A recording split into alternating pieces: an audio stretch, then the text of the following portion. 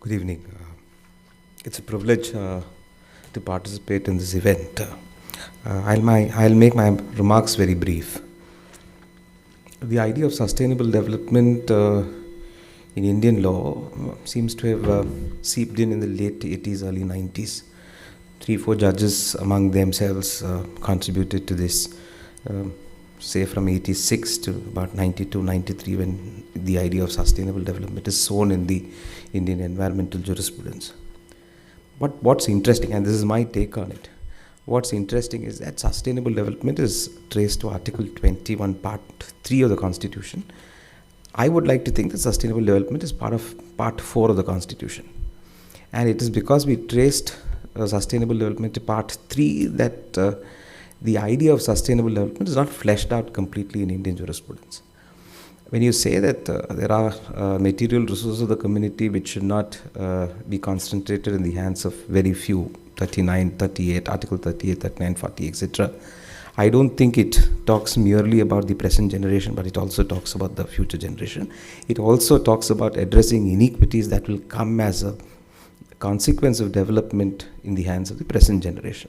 So the idea that sustainable development, the right to clean environment, etc., is all traced only to 21 to make sure that some of these become justiciable. Perhaps the biggest fallout of that has been that we have paid scant regard to Part 4, where we could have democratized development, also democratized access to community resources. I think that's to my understanding, that's a big fallout of how we've read sustainable development only in Part 3 and not Part 4. That's point number one.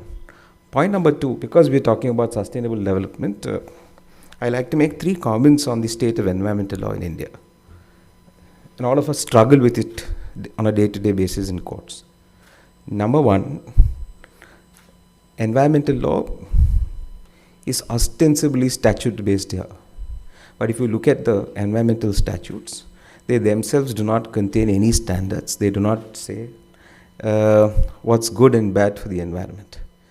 The bulk of statutes we have are only statutes which create certain institutions, create certain offenses. Now that also has been taken away.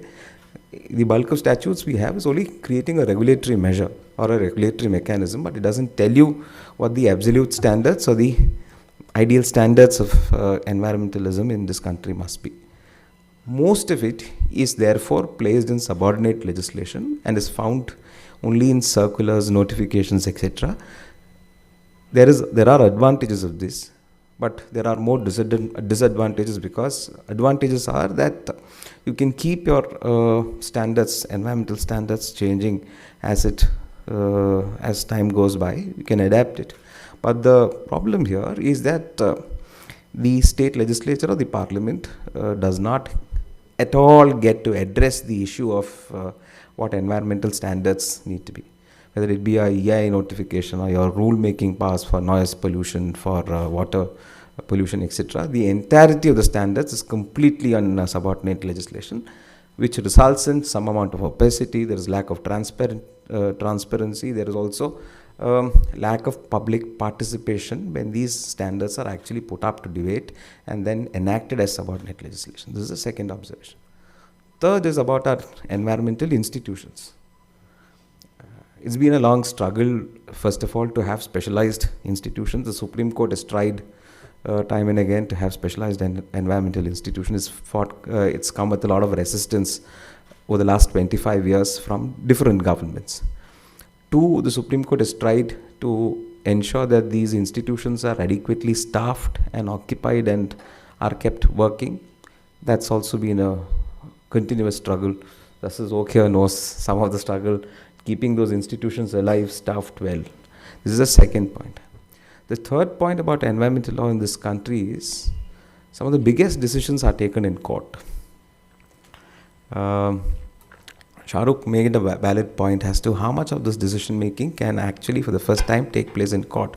And unfortunately, there is no bottom-up approach on environmental decision making. Uh, Again, it has its advantages and disadvantages, but that's how environmental decision making has developed in this country, where uh, most of the decision making, and unfortunately, most of it is made here in Delhi. Even for the remotest parts of this country, the decision making happens in court. Um, the entire system of public hearing, people's participation, etc., have gone for a toss. So these are the three observations I wanted to place at the forefront, saying these three features of environmental law in India, and perhaps which I think is the biggest disadvantage of placing this entire kitty of your environmental jurisprudence in part 3 and not part 4.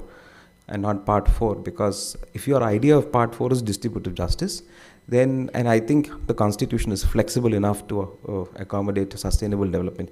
Sustainable development is only a minor principle. I think far more effective principles can be carved out if we can place environmentalism in part 4 and not part 3 alone. Thank you.